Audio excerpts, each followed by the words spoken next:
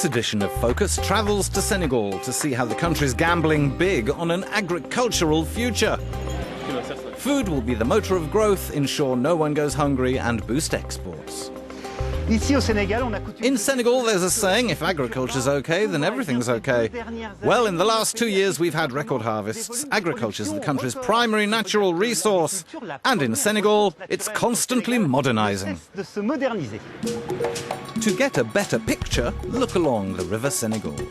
On its banks, 2/3 of the country's rice is grown.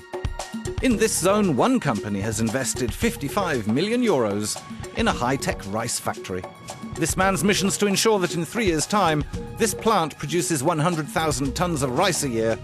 That would make it one of the biggest factories in West Africa.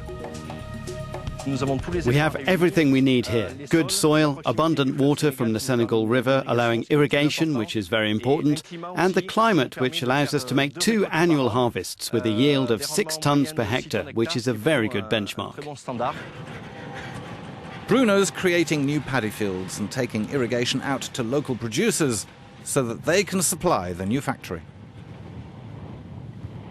We'll offer the farmers production contracts between us, a bank, and them.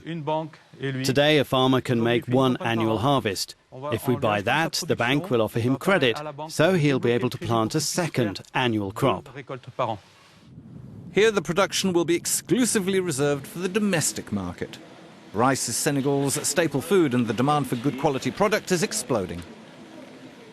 Senegal imports over 1 million tons of rice a year and only produces 350,000 tons. That's a huge gap. Here in this sandy region in 2003, Senegal's biggest horticultural producer embarked on what looked like a crazy project, growing cherry tomatoes and corn. The company sank 25 million euros into the project, building giant greenhouses. Today they produce 14,000 tons of vegetables per year. In stark comparison to the rice factory, this is 95% for exports. The tomatoes go as far away as Russia. As an export-driven company, it gets some tax sweeteners and special status. Customs duties are suspended and so are certain taxes. These costs for exporters are scrapped and it helps make our prices more internationally competitive.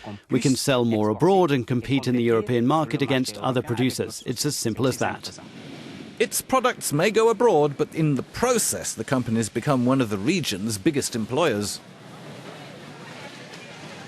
2,500 travailleurs au bas mot. We employ 2,500 people, not counting the secondary jobs created in the local economy. Transport develops, restaurants, social housing, many other things in the local economy are boosted. As a ricochet effect, the factory's expansion has also led to more activity in Dakar's port. Success breeds success, here just like anywhere else. You can see how successful agricultural projects feed into the wider economy, like retail, transport, industry, with the development of agribusiness. And all this combines to make this a strategic sector that can have real leverage in relaunching the Senegalese economy. The country's been working very hard for several years in a bid to improve its business climate and make Senegal more attractive. One focus has been on better management of commercial disputes and the development of public-private partnerships. Administration costs have been slashed, along with red tape and paperwork. Administrative costs have been slashed by 2/3, and you can create and register a company in Senegal in under 6 hours. For the agricultural sector, certain specific measures have been put in place. Connecting warehouses to vital utility services like drains, water and sewerage is now done in under 40 days, not 90. The Senegalese government also wants easy credit terms and access to land for the sector. Senegal is seeking to emerge as a developing nation with agriculture as one of its pillars. When we talk about emerging, it's with human resources first and foremost that we do that. Men and women working, earning money and reinvesting to improve their lives. All this makes Senegal an attractive place to set up, to invest in farming and make money, but also to help the local populations improve their living standards.